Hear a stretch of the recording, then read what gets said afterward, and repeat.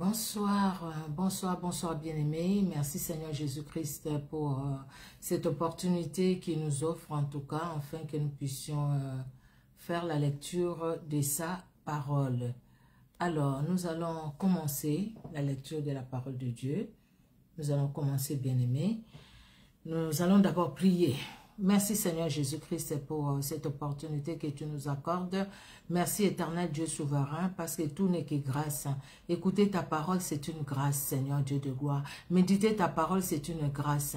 Et tu nous as accordé, Seigneur, ces privilèges, Seigneur, cette grâce de pouvoir faire la lecture de ta parole ou écouter ta parole, éternel Dieu d'amour. Oui, la foi vient de ce qu'on entend. Et ce qu'on entend, c'est ta parole que nous voulons écouter, que nous voulons entendre, Seigneur Dieu de gloire. Que cette parole germe en nous, Seigneur, la foi germe en nous, Seigneur, la crainte de ton nom germe en nous, l'obéissance, Seigneur Dieu de gloire, l'obéissance à ta parole. À toi l'honneur, à toi la gloire. Merci pour le Saint-Esprit qui est à l'œuvre et que le Saint-Esprit se révèle dans nos vies. Au nom de Jésus-Christ.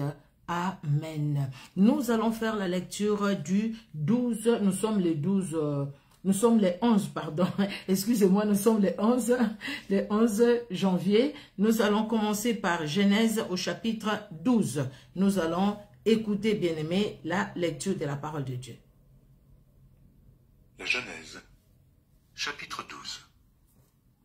L'Éternel dit à Abraham, « Va-t'en de ton pays, de ta patrie, et de la maison de ton père, dans le pays que je te montrerai. Je ferai de toi une grande nation, et je te bénirai. Je rendrai ton nom grand, et tu seras une source de bénédiction. Je bénirai ceux qui te béniront, et je maudirai ceux qui te maudiront, et toutes les familles de la terre seront bénies en toi. » Abraham partit comme l'Éternel le lui avait dit, et Lot partit avec lui. Abraham était âgé de 75 ans, lorsqu'il sortit de Charan. Abraham prit Sarai, sa femme, et Lot, fils de son frère, avec tous les biens qu'il possédait et les serviteurs qu'il avait acquis à Charan. Ils partirent pour aller dans le pays de Canaan, et ils arrivèrent au pays de Canaan. Abraham parcourut le pays jusqu'au lieu nommé Sichem, jusqu'aux chênes de Morée. Les Cananéens étaient alors dans le pays. L'Éternel apparut à Abraham et dit, « Je donnerai ce pays à ta postérité. » Et Abraham bâtit là un autel à l'Éternel qui lui était apparu. Il se transporta de là vers la montagne, à l'orient de Béthel, et il y dressa ses tentes. Ayant Béthel à l'occident et Haï à l'orient, il bâtit encore là un autel à l'Éternel, et il invoqua le nom de l'Éternel. Abraham continua ses marches en s'avançant vers le midi. Il y eut une famille dans le pays, et Abraham descendit en Égypte pour y séjourner, car la famille était grande dans le pays. Comme il était près d'entrer en Égypte, il dit à Sarai, sa femme, « Voici, je sais que tu es une femme belle de figure. Quand les Égyptiens te verront, ils diront, « C'est sa femme », et ils me tueront, et te laisseront la vie. Dis, je te prie que tu es ma sœur, afin que je sois bien traité à cause de toi, et que mon âme vive grâce à toi. » Lorsque Abraham fut arrivé en Égypte, les Égyptiens virent que la femme était fort belle. Les grands de Pharaon la virent aussi et la vantèrent à Pharaon, et la femme fut emmenée dans la maison de Pharaon. Il traita bien Abraham à cause d'elle.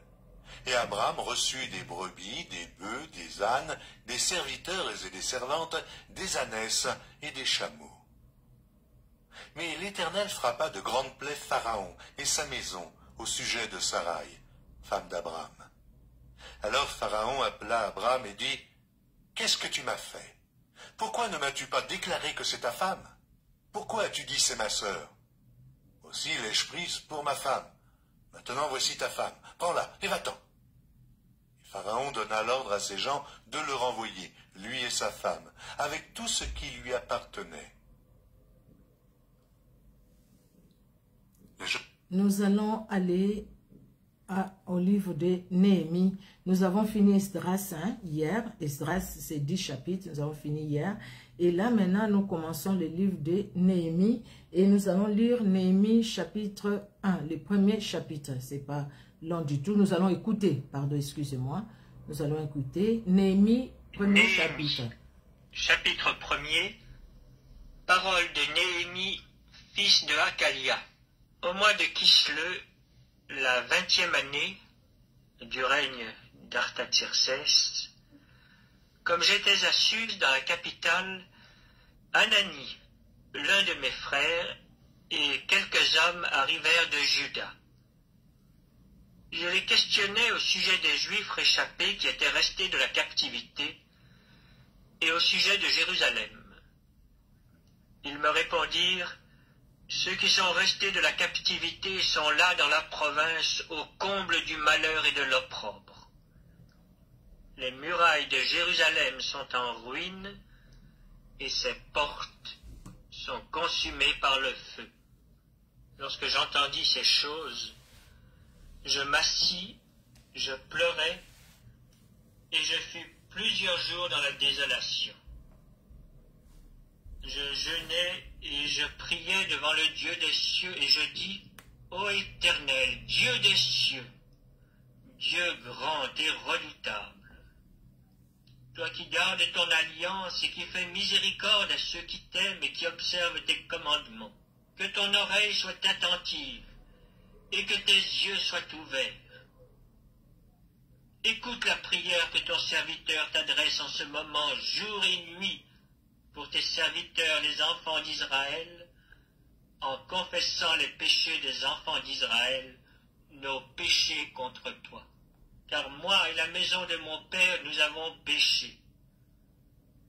Nous t'avons offensé, et nous n'avons point observé les commandements, les lois et les ordonnances que tu prescrivis à Moïse, ton serviteur.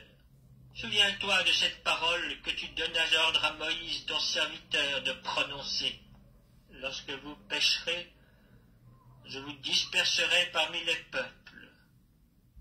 Mais si vous revenez à moi et si vous observez mes commandements et les mettez en pratique, alors, quand vous seriez exilés à l'extrémité du ciel, de là je vous rassemblerai et je vous ramènerai dans le lieu que j'ai choisi pour y faire résider mon nom. Ils sont tes serviteurs et ton peuple que tu as racheté par ta grande puissance et par ta main forte. Ah, Seigneur, que ton oreille soit attentive à la prière de ton serviteur et à la prière de tes serviteurs qui veulent craindre ton nom. Donne aujourd'hui du succès à ton serviteur et fais-lui trouver grâce devant cet homme. J'étais alors échanson du roi. Néhémie. Nous allons aller maintenant au livre de Matthieu. Matthieu, le chapitre 11. Matthieu, chapitre 11. Nous allons écouter, bien-aimés, la parole de Dieu. Matthieu, chapitre 11. Lorsque Jésus eut achevé de donner ses instructions à ses 12 disciples, il partit de là pour enseigner et prêcher dans les villes du pays. Jean, ayant entendu parler dans sa prison des œuvres du Christ, lui fit dire par ses disciples: es-tu celui qui doit venir, ou devons-nous en attendre un autre? Jésus leur répondit: allez rapporter à Jean ce que vous entendez, ce que vous voyez. Les aveugles voient, les boiteux marchent, les lépreux sont purifiés, les sourds entendent, les morts ressuscitent, et la bonne nouvelle est annoncée aux pauvres. Heureux celui pour qui je ne serai pas une occasion de chute. Comme il s'en allait, Jésus se mit à dire à la foule au sujet de Jean: qu'êtes-vous allé voir au désert? Un roseau agité par le vent? Mais qu'êtes-vous allé voir? Un homme vêtu d'habits précieux? Voici, ceux qui portent des habits précieux sont dans les maisons des rois. Qu'êtes-vous donc allé voir? Un prophète? Oui, vous dis-je, et plus qu'un prophète. Car c'est celui dont il est écrit: voici, j'envoie mon messager devant ta face pour préparer ton chemin devant toi. Je vous le dis en vérité, parmi ceux qui sont nés de femmes, il n'en a point paru de plus grand que Jean-Baptiste. Cependant, le plus petit dans le royaume des cieux est plus grand que lui. Depuis le temps de Jean-Baptiste jusqu'à présent, le royaume des cieux est forcé, et ce sont les violents qui s'en emparent. Car tous les prophètes et la loi ont prophétisé jusqu'à Jean, et, si vous voulez le comprendre, c'est lui qui est l'Élie qui devait venir. Que celui qui a des oreilles pour entendre, entende. À qui comparerai-je cette génération? Elle ressemble à des enfants assis dans des places publiques qui, s'adressant à d'autres enfants, disent « Nous vous avons joué de la flûte, et vous n'avez pas dansé. Nous avons chanté des complaintes, et vous ne vous êtes pas lamentés. Car Jean est venu ne mangeant ni ne buvant, et ils disent « Il a un démon. » Le Fils de l'homme est venu mangeant et buvant, et ils disent « C'est un mangeur et un buveur, un ami des publicains et des gens de mauvaise vie. » Mais la sagesse a été justifiée par ses œuvres. Alors, il se mit à faire des reproches aux villes dans lesquelles avaient eu lieu la plupart de ces miracles, parce qu'elles ne s'étaient pas repenties. Malheur à toi, Chorazin, malheur à toi, Bethsaïda, car si les miracles qui ont été faits au milieu de vous avaient été faits dans Tyr et dans Sidon, il y a longtemps qu'elles se seraient repenties en prenant le sac et la cendre. C'est pourquoi je vous le dis, au jour du jugement, Tyr et Sidon seront traités moins rigoureusement que vous. Et toi, Capernaum, seras-tu élevé jusqu'au ciel? Non, tu seras abaissé jusqu'au séjour des morts. Car si les miracles qui ont été faits au milieu de toi avaient été faits dans Sodome, elles subsisteraient encore aujourd'hui. C'est pourquoi je vous le dis, au jour du jugement, le pays de Sodome sera traité moins rigoureusement que toi.